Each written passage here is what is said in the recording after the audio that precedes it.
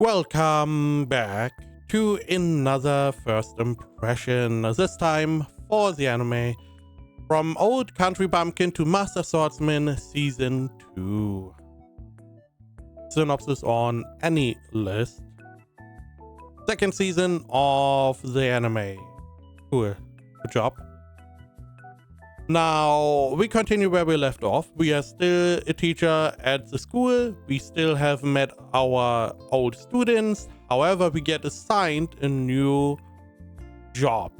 We are supposed to help one of our students, the ones we had when we were on the land, because she started teaching a class and we are supposed to help her start her teaching job.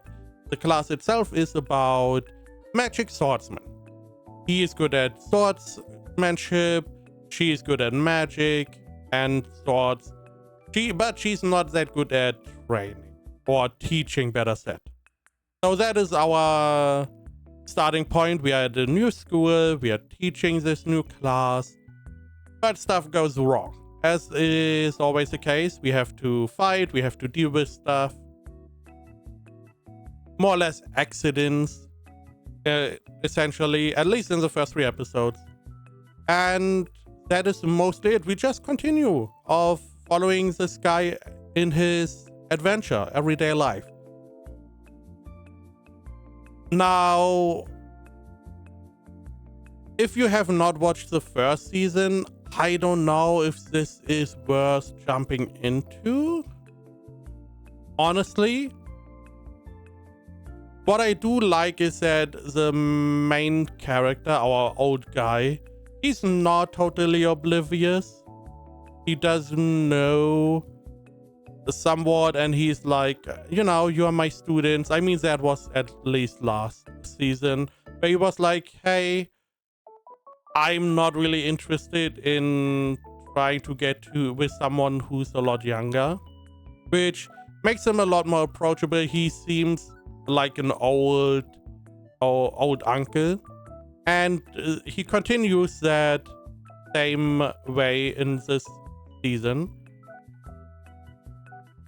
Now, there's not really much else to add, in my opinion, apart from spoiling.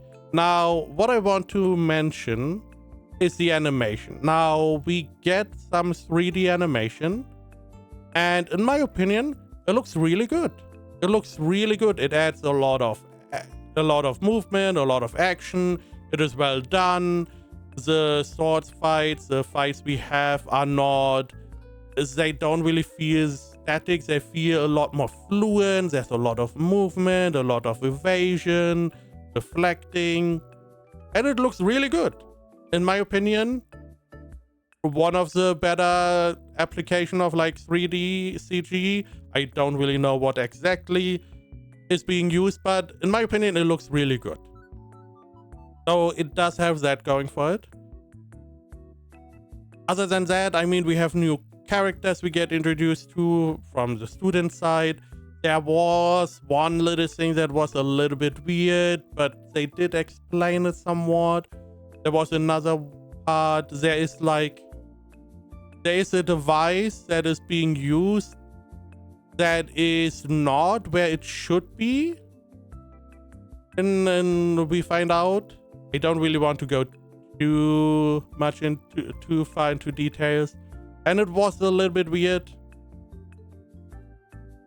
but otherwise, I mean, we just continue the story. If you have watched the first season, you probably are gonna stick around with this one. So let's see what other people thought of this first 3 episodes. AniList has it at 73%. My anime list at 7.31. And I would also say it's like a 7 out of 10. Again, the 3D animation is really good. It's really good. There is just a little bit of stuff there's a little bit spice missing. There's also, again, there are some things that are a little bit that I find a little bit weird. So I can go into some little spoilers. So you have been warned. It's just for 1 or 2 minutes here. So spoiler warning. The whole part with the students and them fighting against the wolf was a little bit weird. Because they were all aiming their elemental attack and they all suck at aiming seemingly. But they were able to hit the wolf with their knives. And then they were draping the tablecloth around. Okay, I know why. Because of the fire. The fire doesn't hold for long. The fire magic. So you burn something. Totally cool. However, two students stabbed their knife in with like wind and earth magic. Which didn't really do much. It was just wasted. It felt like you could have just stabbed the knife in, I feel like. Maybe they needed that to put it into the wood.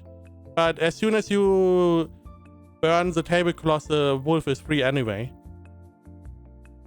I mean, that is really minor in the grand scheme, sure. Another part that was a little bit weirder is that the headmaster or whatever the old guy was, he made this tool to block magic. Now he did that to get rid of the seal because he was unable to disenchant or whatever the seal. So he made this item. However, he left it upstairs for some reason instead of bringing it downstairs with him to the door for the seal. I also have no idea what he planned to do because there was a monster and he was like, oh, if I were younger, I could have totally won that. Magic is gone, dumbass. You blocked all magic. You could have been a baby and you could have done nothing because your magic is gone. That was a little bit weird. Also, what I did not really like, we had the wolf, we defeated the wolf, we had the little crystal, and he was able to destroy the crystal even though the old 100-year lolly mancer or whatever that girl is was unable to destroy it. It's like a little bit but you know, it's just, I guess, a nitpicking. But those definitely I did not like.